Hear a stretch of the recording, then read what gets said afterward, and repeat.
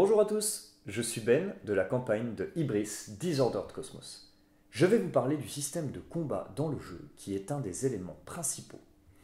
Lors des combats, les deux protagonistes vont s'affronter avec des petites cartes conflits comme celle-ci, sur lesquelles on trouve une valeur de force ainsi que des effets éventuels. À l'issue du combat, celui qui aura la plus grande valeur de force sortira vainqueur, alors que le perdant prendra un aller simple pour les enfers. Sur une carte conflit, vous trouverez plusieurs informations. Tout d'abord, tout en haut ici, le petit nom de l'attaque qui est représenté par la carte. Ensuite, juste en dessous, vous trouverez 4 symboles élémentaires qui donc seront colorés ou non. Uniquement ceux colorés sont actifs. Le type ici au centre, le type de carte conflit. Donc on a des types armes et également des types divins, comme celui-là, ici. Voilà, il y a les deux types. Ensuite, vous avez un effet éventuel à cet endroit-là, donc ce n'est pas toujours le cas, il peut y avoir un texte d'ambiance à la place. Et enfin, vous avez en bas, ici, la valeur de combat, la valeur de force, éventuellement des petits symboles de chaque côté ici qui serviront pour les combos, on en parlera dans l'exemple. Et dernier élément, cet élément-là qui est très important, qui est la valeur de détermination, qui en fait va être une limite. Chaque personnage a une valeur de détermination.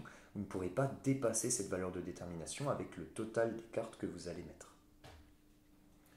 Ensuite, on a plusieurs types de personnages sur nos plateaux joueurs. On a notre dieu, donc dieu qui est combattant, qui est représenté par un éclair. On trouve également des héros qui sont aussi des combattants, qui sont représentés par cette petite épée. Et enfin, on trouve les prophètes qui ne sont pas combattants, qui ne peuvent pas combattre, et qui ne peuvent pas se rendre dans les lieux qui sont exclusivement réservés au combat, c'est-à-dire le Colisée et les moires. Les prophètes sont interdits d'aller là-bas, vous ne pouvez pas les programmer pour qu'ils aillent là-bas. Également, lors d'un combat entre joueurs, s'il y a lieu, le prophète s'enfuit automatiquement, ce qui fait qu'il ne combat pas du tout, et qu'il n'y a même pas de combat qui se déroule, puisque le prophète rentre chez lui. Chaque joueur possède son propre deck de cartes conflits, avec un certain nombre qui lui sont propres, qui sont uniques pour son dieu. On trouve également des cartes conflits au Colisée, des cartes neutres qui sont pour tous les joueurs. Il y a deux types de combats dans Ibris. Les combats contre le jeu, contre les personnages non joueurs, et les combats entre joueurs. Tout d'abord, les combats contre le jeu. Les combats contre le jeu seront réalisés au moire, ici tout en bas, ou au Colisée à cet endroit-là. Lorsque vous combattez le jeu, la force de votre adversaire, que ce soit au moire ou au Colisée, est déterminée en principe par une valeur fixe de combat, plus une carte, ou plusieurs cartes, du Colisée à piocher avec un petit symbole ici de combinaison. Et éventuellement, même sur les quêtes, vous remarquez qu'il y a également des conditions ou des effets particuliers qui sont appliqués. On détermine donc la force du héros ou du monstre que vous allez affronter avant le combat. Comme ça, pas de surprise au moment du combat. Ici, Oedipe aurait une force de 3, plus 2, plus ce petit symbole montagne ici, vous voyez, qui rajoute encore 1, ce qui ferait un total de 6 pour combattre Oedipe. Nous allons maintenant combattre Oedipe, qui a une force donc de 6. Pour le combattre, je vais placer des cartes conflits de ma main, c'est-à-dire celles que j'ai déjà piochées, dans cette zone qu'on appelle la zone de combat.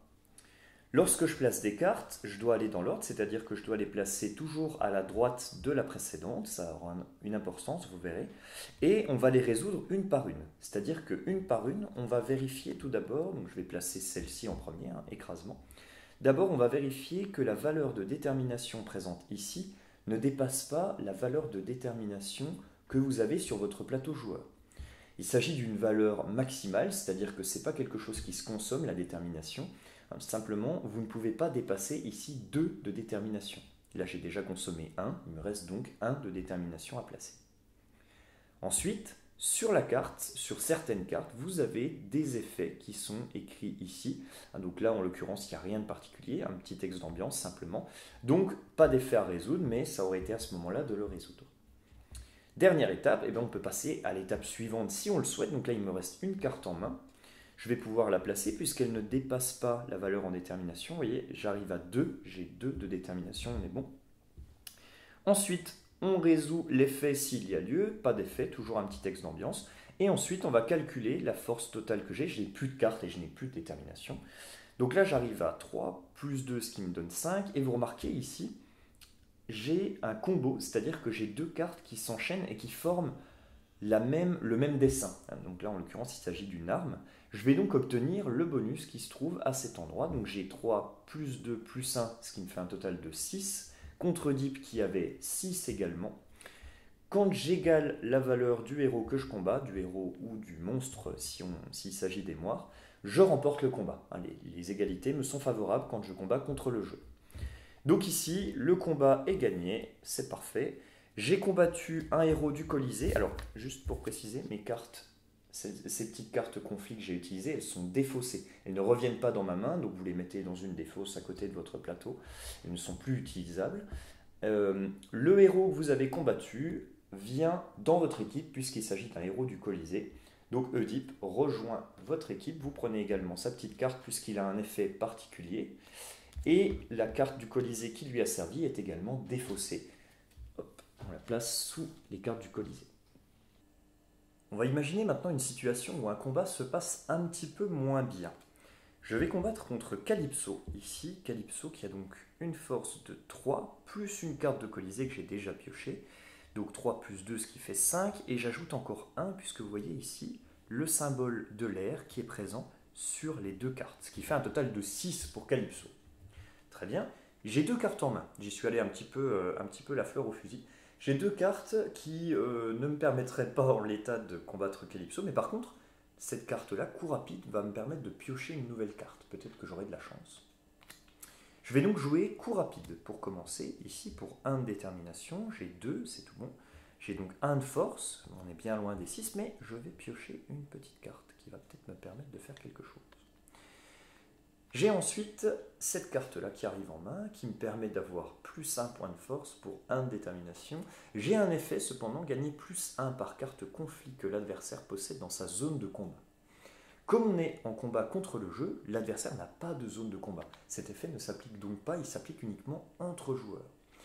J'ai beau regarder mes deux cartes qui me restent en main, retourner dans tous les sens, je n'arrive pas à 6, ou en tout cas pas sans dépasser la détermination, et quand bien même, je n'y arriverai pas.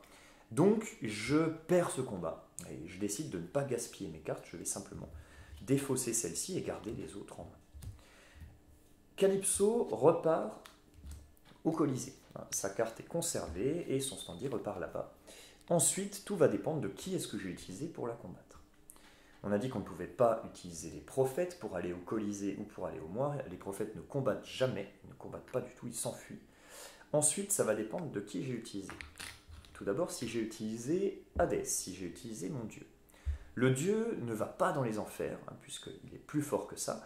Il va rentrer dans votre réserve, blessé, vous le mettez sur le côté comme ceci, et vous ne pourrez plus l'utiliser jusqu'au début de la prochaine manche. En plus de ça, vous allez perdre un point sur la piste de grandeur, de honte, puisque vous êtes quand même un dieu, vous avez perdu un combat, c'est pas normal, vous perdez un point de grandeur. S'il s'agissait d'un héros, par exemple ici, Minos.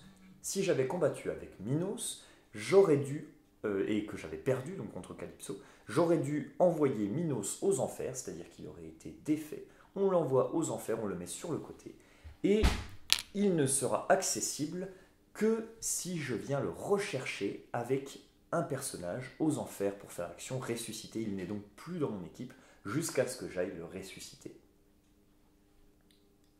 Concernant les quêtes de type combat, si jamais vous échouez contre la quête de type combat, eh bien elle reste en place parmi les quêtes, on la remet où elle était chez les moires. Elle est à nouveau accessible pour les autres joueurs. Deuxième type de combat, le combat entre les joueurs. Ils ont lieu dans le monde mortel, que ce soit un combat pour prendre la place d'un adversaire, pour aller dans la même ville que lui, ou alors un combat pour contester le déploiement d'une technologie par un adversaire.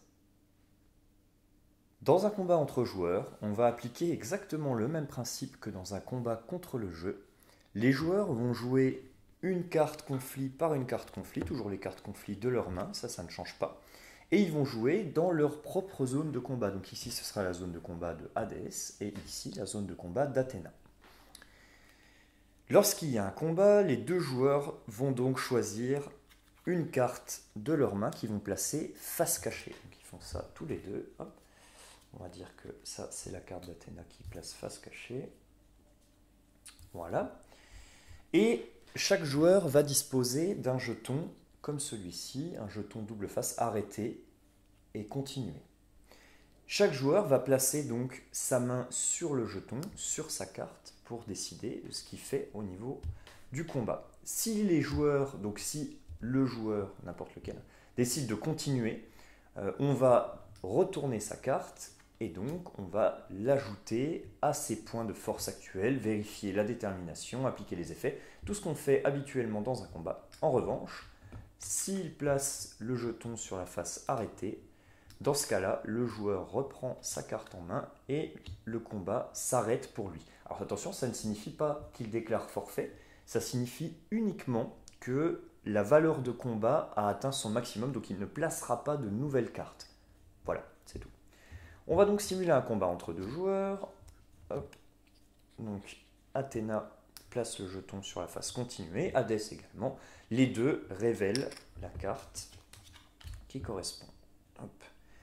Voilà, Hadès a donc placé Anticipation, il prend un point de combat pour 0 de détermination, et Athéna a placé Coup rapide, 1 de détermination, 1 point de combat, mais qui lui permet de piocher une nouvelle carte et de l'ajouter à sa main. Deuxième round, donc ce qu'on vient de faire là, ça correspond à un round, c'est-à-dire chaque joueur place une carte et le jeton combat par-dessus, ça c'est un round. On va faire donc le deuxième round. Hadès place une carte face cachée, Athéna fait de même. Hop. Et les deux placent leur jeton sur la carte. Tac, on révèle. Les deux continuent le combat, bien sûr, ils ne vont pas s'arrêter en si bon chemin. Hop. Hadès place à nouveau Anticipation, qui lui donne un point supplémentaire de combat. Et Athéna place la carte Amplification, qui lui permet... sa prochaine attaque lui coûtera 2 de détermination de moins. Ce qui fait que là, elle a 2 de détermination, elle a utilisé 1, et pour sa prochaine attaque, elle pourra utiliser une carte à 2, comme si elle lui coûtait 0 de détermination. Actuellement, on est dans la situation où Hadès l'emporte, puisqu'il a 2 contre 1. Voilà, on va simuler un troisième round de combat. Hop.